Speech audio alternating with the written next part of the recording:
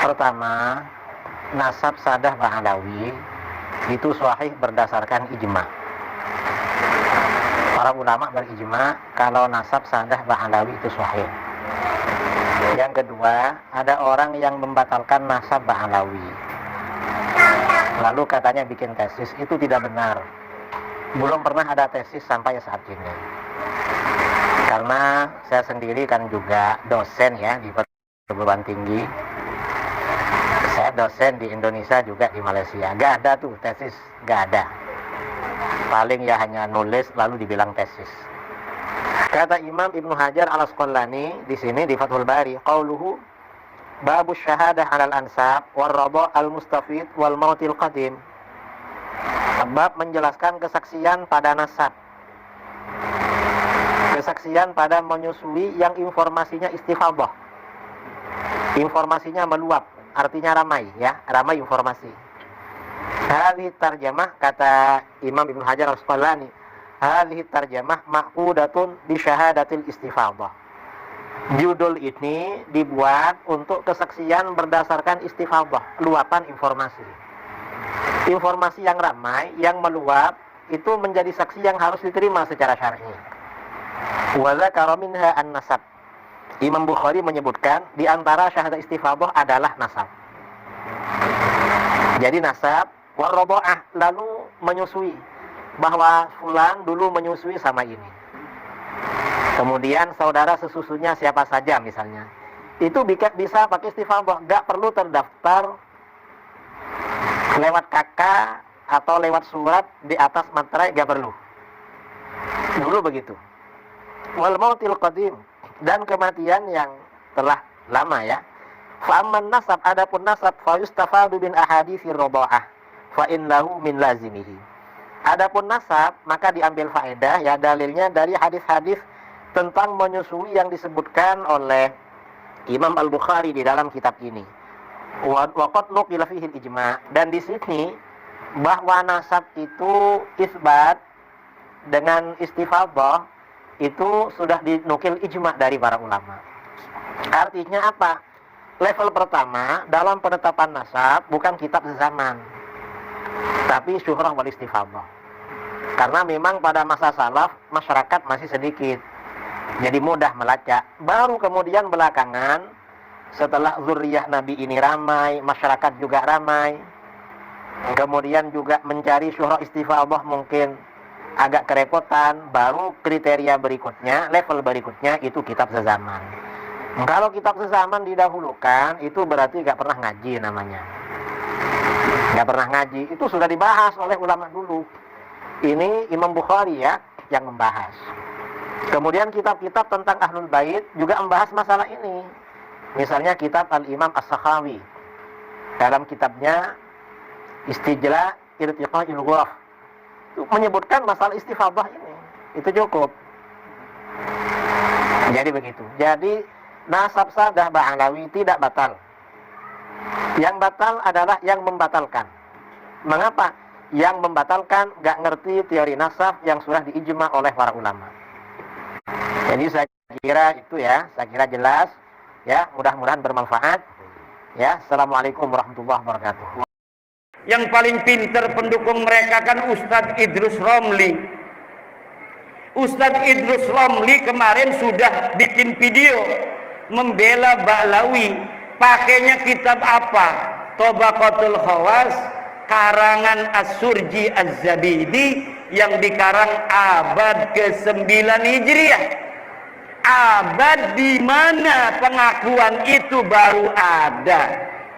Ustadz Idrus Romli kalau sudah jawab, berarti itulah jawaban yang paling dia bisa jawab untuk saya. Dan jawaban itu tidak bisa menjawab. Karena kalau abad 9, kitab yang lain pun sudah banyak yang ditulis. Ada Al-Burqa, ada Al-Juz'ul Latif, ada kitab Al-Jauharus Syafa. Yang saya inginkan sesuai dengan abadnya. Abad ke-4, abad ke-5, abad ke-6, abad ke-7, abad ke-8. Di mana di abad-abad itu dengan tegas dikatakan bahwa Ahmad bin Isa tidak punya anak namanya Ubed. Bagaimana setelah 500 tahun ujug-ujug ada orang mengatakan bahwa Ahmad bin Isa punya anak Ubed. Ini yang dibaca oleh Ustadz Idrus Romli di YouTube-nya. Ada kitab namanya Tabaqatul Khawas, karangan ulama besar. Di sini dinyatakan bahwa Ahmad bin Isa punya anak namanya Ubed. Tidak bisa, bos. Karena apa? Karena dia mendapatkannya dari kitab Tuhfatuz Zaman. Kitab Tuhfatuz Zaman yang dapat dari kitab As-Suluk. Dan kitab As-Suluk sudah terbukti yang dimaksud Ba'alawi itu bukanlah Ba'alawinya Ba'alawi sekarang ini. Dia Ba'alawi lain, keturunan Yakton, orang Arab asli Hadramaut, tapi bukan keturunan Nabi. Cuma ada kesalahan Syekh Al-Janadi di abad ke-8 mencatat seorang ulama silsilahnya nyambung ke Ahmad bin Isa dari yang bernama Abdullah. Dari kesalahan seorang sejarawan atau penyalin naskah inilah kemudian Ba'alawi mengaku dirinya keturunan Nabi, dan kita punya buktinya, bisa diuji. Lalu bagaimana sekarang orang yang masih membela Ba'alawi? Haram hukumnya membela Ba'alawi bersama dengan bukti-bukti yang nyata, bukti-bukti yang banyak yang telah ada yang mengatakan bahwa Ba'alawi bukan keturunan baginda Nabi. Kalau dulu sebelum ada penelitian saya, orang belum tahu dia benar apa tidak dia keturunan Nabi. Maka orang mengakui dia keturunan Nabi tidak apa-apa. Tapi ketika sudah nyata, sudah jelas mereka bukan keturunan Nabi, dari pustaka mereka tidak terbukti, DNA mereka melenceng ke Kaukasus bukan ke Arab, dari aura ules beda, dari akhlak jauh. Terakhir dari jari, kalau keturunan orang Arab, jari manisnya ini lebih tinggi daripada penuduhnya. Seperti ini. Lihat, menurut Syekh Al-Muqrizi di abad ke-8, kalau kita ingin mengetahui dia orang Arab atau bukan, lihat dari jari kelingkingnya, jari manisnya, apakah lebih tinggi atau tidak daripada jari pertunjuknya. Kalau jari kelingkingnya ini lebih tinggi daripada jari telunjuknya, maka dia adalah min naslil Arabiyah, dari keturunan orang Arab. Silakan bapak-bapak lihat jarinya masing-masing, jari manisnya apakah lebih panjang atau lebih pendek daripada penuduh. Coba itu, ibu, lebih panjang. Ini yang panjang. Ini maaf, ini bukan capres. Nih. Dia pendukung capres ini mah. Coba nih begini nih, ininya lebih tinggi apakah ini? Tuh begitu tuh, gituin tuh. Tuh, ini orang Arab bapak, min naslil Arabiyah. Ini sama, ini kalau sama begini orang India. Ada di dalam kitabnya Imam Al-Muqrizi di abad ke-8 Hijriah. Lihat di dalam kitab Al-Muqrizi masih berupa manuskrip. Nah, ini hanya tebak-tebakan aja. Hakikatnya belum bisa dipastikan. Tapi kalau DNA itu hakikatnya 100% secara ilmu DNA. Imaduddin bahkan mengatakan bahwasanya Sayyidina Ubaidillah itu terputus, bukan terputus. Sayyidina Ubaidillah itu tidak terbukti secara ilmiah. Jadi hanya sampai Ahmad Al-Muhajir. Sedangkan Wali Songo, ya, Wali Songo itu nasabnya bersambung kepada Abdul Malik Azamat Khan bin Alwi Amul Fagi. Yang di mana Alwi Amul Fagi yang punya anak Abdul Malik Azamat Khan yang merupakan kakek Wali Songo, ini adalah keturunan daripada Sayyidina Ubaidillah bin Ahmad Al-Muhajir, yang kata Imad tidak terbukti secara ilmiah. Berarti yang mengingkari siapa? Saya apa Imad? Semua pemicunya Imaduddin, Yusuf. Mereka pemicunya. Terus kenapa kalian tidak protes? Hah? Sedangkan saya mengatakan Wali Songo tidak punya garis keturunan Wali Songo tidak ada. Yang saya maksud tidak ada dengan lafaz yakni sekarang yang mengaku-ngaku sebagai Azamat Khan. Kalau memang ada turunan Wali Songo yang bukan dari Azamat Khan, wallahu a'lam, saya tidak tahu itu. Karena setahu saya, Robito dan Nagobah telah mengeluarkan surat Azamat Khan hanya sampai di Wali Songo. Kemudian tentang materi bahwa Wali Songo adalah Ba'alwi, ini tentu berita hoak ya, berita hoak yang kemudian ditulis ya, yang katanya berasal dari Samsul Zahirah. Samsul Zahirah itu karya dari Abdurrahman Al-Masyhur. Abdurrahman Al-Masyhur dicetak ulang tahun 1984 oleh Muhammadiyah Syihab. Kemudian Muhammadiyah Syihab memasukkan keturunan Wali Songo sebagai bagian dari Ba'alwi. Berdasar apa Muhammadiyah Syihab memasukkan Wali Songo dan keturunannya bagian dari Ba'alwi? Apakah berdasar manuskrip kuno? Tidak. Disebutkan oleh Muhammadiyah Syihab di dalam ta'liq kitab Samsul Zahirah itu halaman 521 bahwa dia mendapatkan berita itu dari orientalis Belanda yang bernama Van den Berg. Dia mendapatkan dari kitab Al-Mustautanat karya Van den Berg bahwa Wali Songo dan keturunannya itu merupakan bagian dari keturunan Ba'alwi, Abdul Malik bin Alwi bin Muhammad Sahib Mirbah. Itu berdasarkan pengakuan sendiri dari Van den Berg.